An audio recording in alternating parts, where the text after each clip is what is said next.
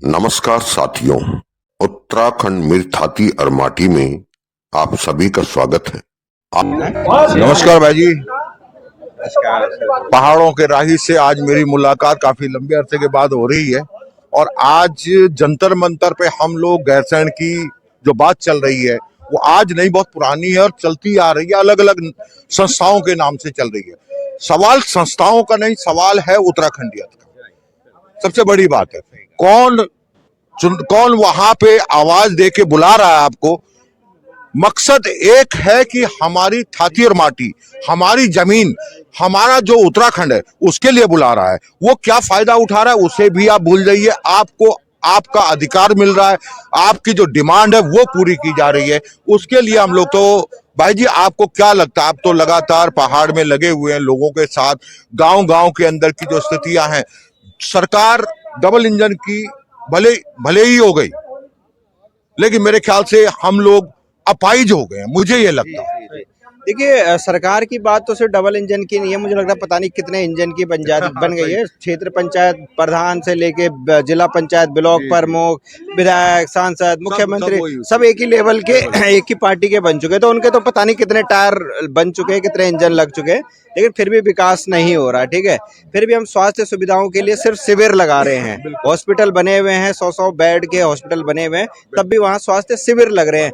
Doctor जो है कोटद्वार से आ रहे हैं, देहरादून से आ रहे हैं, लेकिन ऐसा क्यों नहीं हो रहा कि पहाड़ से डॉक्टर जो है देहरादून कोटद्वार की तरफ जा रहे हैं? क्योंकि राज्य की मांग तो पहाड़ के लिए की गई थी ना, पहाड़ के लिए की गई थी ना राज्य की मांग। तो डॉक्टर आज जो है देहरादून से पहाड़ की तरफ क्यों आ रहे हैं? जबकि 11 जिले पहाड़ी है, 11 जिले पहाड़ी है, लेकिन फिर भी उन 11 जिलों में 2 जिलों से डॉक्टर आ रहे हैं। तो मतलब वो 2 जिले कितने हावी हो गए हैं पहाड़ में, ये बड़ी बात है। और आज जो आपने उत्तराखंड की बात कही, उत्तराखंड की बात करी, तो अब लोगों को समझना चाहिए कि उत्तराखंड की बात अगर हम कर रहे हैं तो उस उत्तराखंड में क्या आ रहा है। उस उत्तराखंड में पहाड़ के वो 11 राज्य आ रहे हैं या नहीं, वो 11 जिले आ रहे हैं या नहीं आ रहे हैं, उन 11 जिलों की क्या अहमियत है। तो उन 11 जिलों को दरकिनार किया जा रहा है। और आने वाले टाइम पे जिस तरीके से राजनीतिक तौर पर उन 11 जिलों की जो पावर है वो बिल्कुल खत्म होने वाली है और हम लोग और ज्यादा पीड़ित होने वाले हैं। रही बात गैरसैंण राजधानी की मांग, जिस दिन प्रदेश का मुखिया पहाड़ में बैठेगा और जब उसके परिवार का कोई व्यक्ति गर्भवती होगा और उन सड़कों से जाएगा इलाज करवाने के लिए, अल्ट्रासाउंड कराने के लिए 250 किलोमीटर दूर, तब सोचेगा वो कि भाई मेरे ही घरवाली को पीड़ा हो रही है, मेरी बहन को पीड़ा हो रही है, तो दूसरों की बहनों को कैसे पीड़ा हो रही होगी। जब उसके बच्चे पहाड़ में रहेंगे और ठीक 7 बजते ही घरों के अंदर दुपक कर बैठ जाएंगे कि कहीं बाघ और गुलदार उन्हें निवाला ना बना दे, तब उन्हें समझ में आएगा कि दूसरों के बच्चे भी जो है किस तरीके से पीड़ित होंगे। जब उनके बच्चे स्कूल जाने के लिए बसों का इंतजार कर रहे होंगे और स्कूल जो है 3-3 घंटे दूर होगा और डर होगा कि कहीं बारिश की वजह से लैंडस्लाइड ना हो जाए, डर का माहौल रहेगा, तब उन्हें पहाड़ की पीड़ा का एहसास होगा। देहरादून, कोटद्वार या हल्द्वानी में बैठ के पहाड़ की पीड़ा कभी कोई नहीं समझ सकता। मैं भी अगर दिल्ली में अगर एक YouTube चैनल खोलूं तो मुझे लगता है आज उत्तराखंड का मैं नंबर 1 यूट्यूबर बन सकता था। सिर्फ घर में बैठ के हेलो गाइस बोल के वीडियो बना सकता था। लेकिन पहाड़ अगर आपने नाम लगाया है तो पहाड़ में जाके जो कि आपको वहाँ की पीड़ा समझनी पड़ेगी, वहाँ के दुख दर्द आपको झेलने पड़ेंगे, तब जाके आप पहाड़ी कहलाओगे। तो वही दुख दर्द हम पिछले 10 सालों से झेल रहे हैं और जिसको भी जरूरत पड़ती है, जिसको भी समस्या होती है, हम उसका हल निकालते हैं और गैरसैंण राजधानी का हल भी हम जरूर निकालते हैं। आज हम अपने पितरों की कसम खाते हैं, अभी श्राद्ध का आज आखिरी दिन है, हम अपने पितरों की कसम खाते हैं कि गैरसैंण राजधानी तो हम बना के रहेंगे और इसी जन्म में बनाएंगे। ये भी गारंटी है, इसी जन्म में गैरसैंण राजधानी बनाएंगे। लेकिन कुलदीप भाई, एक चीज जो बात आ रही है, आपने इंजन की जो बात करी थी स्टार्टिंग में, मैंने काटना नहीं चाहा क्योंकि आपके बहुत अच्छे विचार थे जो कि शायद लोगों को पहुंचे। क्योंकि हम लोग, जैसे आपने बोला, दुपक के गांव में रहना, वही कंडीशन आज दिल्ली या एनसीआर में या कहीं भी रह रहे हैं, हमारे आंदोलन हो रहे हैं, लेकिन हम लोग दुबके में बैठे हैं। मतलब रोजी रोटी कमाई अपने घर के सीमित रहे, मतलब हमें कहीं यादगी नहीं है अपने पितरों की, अपने पूर्वजों की। हम उन लोगों ने किस तरीके से अपने बच्चों को अनुमति दी आंदोलन के लिए, तब वो उत्तराखंड राज्य बना, उस चीज की सब बोल चुके। तो बात यहाँ आती है इंजन की। चाहे कई इंजन बन चुकी है, लेकिन क्या हमारे पहाड़ के लोग जो वहां रहने वाले, वो क्यों नहीं समझ पा रहे हैं कि हम जो वोट दे रहे हैं, हम जो उसे जिता रहे हैं, लेकिन वो कुछ नहीं कर रहा है और हम निर्दलीय भी चुनाव लड़ते हैं तब भी जाके उसके खेमे में जाके बैठ जाते हैं। तो ऐसा क्यों, क्या लगता है? देखिए, चेहरे के ऊपर बात है। अगर आज भारतीय जनता पार्टी पूरे देश में राज कर रही है तो पार्टी के दम पे नहीं कर रही है, चेहरे के दम पे कर रही है। और अगर कांग्रेस जो है हाशिए पर है तो पार्टी की वजह से नहीं है, चेहरे की वजह से है। तो चेहरा बहुत बड़ा मैटर करता है। तो अगर उत्तराखंड में लोगों के सामने आप अच्छे चेहरे खड़े कर देंगे ना, मैं कह रहा हूं परिवर्तन आएगा।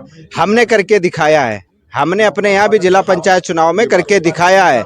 हमने अपने वार्ड से, बिलकोट वार्ड से एक ऐसे बंदे को खड़ा कर दिया जो वेल्डिंग का काम करता है, उसकी जेब से 1 रुपए खर्च नहीं हुआ, हम लोगों ने अपनी जेब से पैसा दिया है और आज वो बंदा बम्पर वोटों से जीता है। और पूरी दुनिया हैरान है कि एक गरीब घर का लड़का जहां प्रधानी का चुनाव के लिए 10-10 लाख रुपए खर्च करने पड़ रहे हैं, वहां 1 रुपए खर्च भी नहीं किया, वो बंदा जिला पंचायत कैसे बन गया। तो मैं फिर कह रहा हूँ, चेहरा अच्छा होगा ना तो लोग बिकेंगे नहीं। और हमारे जो लोग हैं वाकई में उनको एक बोलते ना बखाए जाता है, क्योंकि ऑप्शन नहीं होता। अगर आपके पास अभी देखिए छात्र संघ के चुनाव हो रहे हैं, 2 ही ऑप्शन है, NSUI और ABP। तीसरा ऑप्शन है तो निर्दलीय लड़िए, पार्टी तो कोई ऑप्शन ही नहीं है। और जो जीतता है उसको भी कहीं ना कहीं जाना होता है दल में, तो मजबूरी बन जाती है।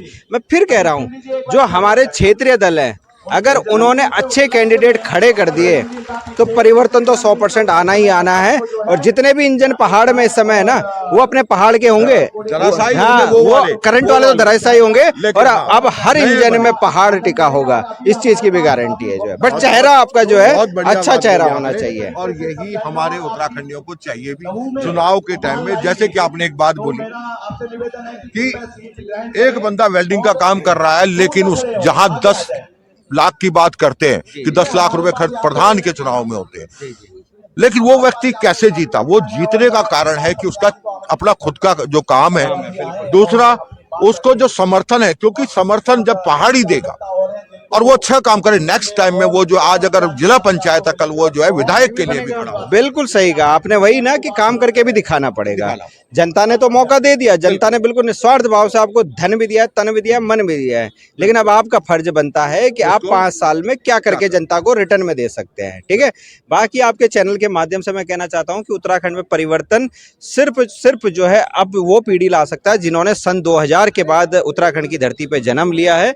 वही परिवर्तन ला सकता है, वही क्रांति ला सकता है। और ये जो युवा आप देख रहे हैं, इनके चेहरे जो देख रहे हैं, ये सब वही युवा हैं जिन्होंने पहाड़ में देखा है। इन्होंने वो बचपन देखा है कि इनके बगल में इनका दोस्त रहता था, उसके माँ बाप जो है शिक्षा अच्छी ना होने की वजह से शहर ले गया, इनके साथ खेलने वाला एक व्यक्ति नहीं मिला। ये खेले हैं तो बाग और गुलदारों की वजह से घर के अंदर खेले हैं। तो इन्होंने वो पीड़ा देखी, हमसे ज्यादा देखी है। तो क्रांति यही लोग लाएंगे, क्योंकि क्रांति लाने के लिए एक दिल में जो आग होनी चाहिए ना, वो आग शायद मुझे लगता है जो 35 या 40 साल से ऊपर के जो लोग हैं, वो आग ठंडी हो चुकी है, लेकिन इनकी आग अभी जिंदा है। और ये आग ऐसा सैलाब लाएगी, ऐसा तूफान लाएगी कि उत्तराखंड में जो है 27 में बहुत बड़ा परिवर्तन होगा। इस चीज की मैं गारंटी आपके चैनल के माध्यम से दे रहा हूँ। उम्मीद करता हूं कि सारे युवा मिलकर, जो आपने बोला कि 27 में परिवर्तन हो, हकीकत में ऐसा परिवर्तन हो। अपने क्षेत्र के लोग आए और निसंकोच होकर, निस्वार्थ भावना से 5 साल में करके दिखाएं। आप जो है मोदी को या योगी को क्या मानते हो? आपका योगी और मोदी जो है आपके गांव में पैदा हो। देखिए, मोदी योगी की बात अगर आप करते हैं तो योगी जी ने, आप योगी जी के गांव गया मैं, योगी जी के जो घर से मैं जब उनकी भतीजी की शादी थी तो उत्तराखंड का इकलौता, जो आप पत्रकार कह लीजिए, यूट्यूबर कह लीजिए, मैं इकलौता था जो वहां गया था। ठीक है, मुझे इनविटेशन था। सिर्फ 1 किलोमीटर के दायरे में सड़क काली हो रखी थी, बाकी आप पूरी सड़क देखेंगे तो गड्ढे ही गड्ढे, स्कूल की हालत देखेंगे तो बद से बदतर। जब योगी अपने ही गांव को नहीं चमका पा रहा, अपने ही क्षेत्र को नहीं चमका पा रहा, तो पूरे उत्तराखंड को क्या चमकाएंगे भाई? वो तो उत्तर प्रदेश के मुख्य हैं जो है। रही बात मोदी जी की, तो मोदी जी देश के प्रधानमंत्री हैं। ठीक है, अभी हाल ही में जो है इस समय जो है जब उत्तराखंड में चुनाव हुए तो उन्होंने क्या बोला कि पहाड़ का पानी और पहाड़ की जवानी पहाड़ के काम आना चाहिए। तो कहीं आया? पहाड़ की जवानी पहाड़ में मर रही है, पहाड़ का पानी पहाड़ियों को मार रहा है, काम नहीं आ रहा, मार ही रहा है, सैलाब आ रहा है। और वो किसकी वजह से आ रहा है?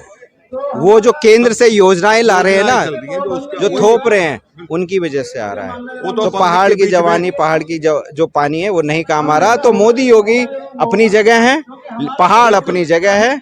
आपको पहाड़ियत की बात करनी पड़ेगी, आपको पहाड़ियों की बात करनी पड़ेगी, तभी उत्तराखंड में राज किया जाएगा। बहुत बहुत धन्यवाद।